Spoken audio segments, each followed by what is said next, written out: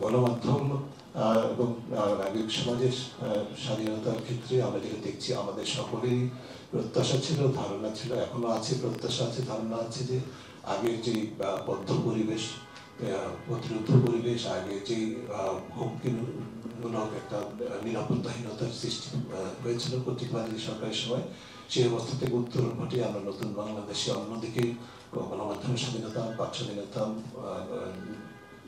কি বলে, সংগঠনের স্বাধীনতা, ফ্রিডম অফ ডিসেন্ট, এই বিষয়গুলোর ক্ষেত্রে আমরা নিশ্চয়তা, অধিকতর স্বাধীনতা এবং নিশ্চয়তা অর্জন করতে পারবো।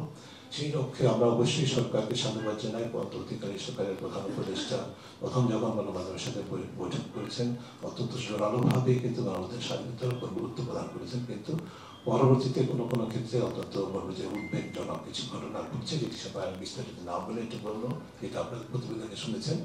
বলবো যে কোনো বিশেষ মহল এই পরিবর্তিত প্রেক্ষিতে নিজেদেরকে অতি ক্ষমতায়িত মনে করে যৌক্তিক কারণে কিছু গণমাধ্যম প্রতিষ্ঠানে তাদের বিবেচনায় যৌক্তিক বা অযৌক্তিক কারণে কোনো গণমাধ্যম প্রতিষ্ঠানের প্রতি আক্রোশ এবং অনেক ক্ষেত্রে কোনো ক্ষেত্রে বন্ধ করে দেওয়ার মতো হুমকি ইত্যাদি সহিংসতার ঝুঁকি সৃষ্টি করেছেন, যেটি অত্যন্ত উদ্বেগজনক।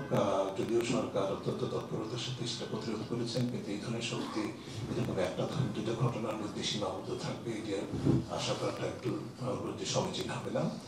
এদিকে আমাদের উদ্বেগের জায়গায় ছেড়ে দিচ্ছে। অন্যদিক থেকে সরকারের কোনো সিদ্ধান্ত, বিশেষ করে ঢালাওভাবে অ্যাক্রিডিটেশন বাতিল করা হয়েছে বেশ উল্লেখযোগ্য সংখ্যক সাংবাদিকদের। যদি কোনো সাংবাদিক, এটা আমি ব্যবসা খাত ব্যক্তি মালিকানাধীন খাতা সম্পর্কে যে কথাটা বললাম, একই কথা সাংবাদিক কেন, যে কোনো মানুষ, নাগরিক সমাজ সহ আমাদের সবাইকে সহ, কেউ যদি কর্তৃত্ববাদ বিকাশের প্রত্যক্ষ সহায়ক, প্রত্যক্ষ সুবিধাবাদী হয়ে থাকেন এবং সেখানে যদি মানুষের অধিকার হরণের কাজে লিপ্ত থেকে থাকেন অনুঘটক হিসাবে, সবাইকে সুনির্দিষ্টভাবে চিহ্নিত করে জবাবদিহিতা নিশ্চিত করতে হবে, সেটা যে পেশারই মানুষ হই না কেন আমরা।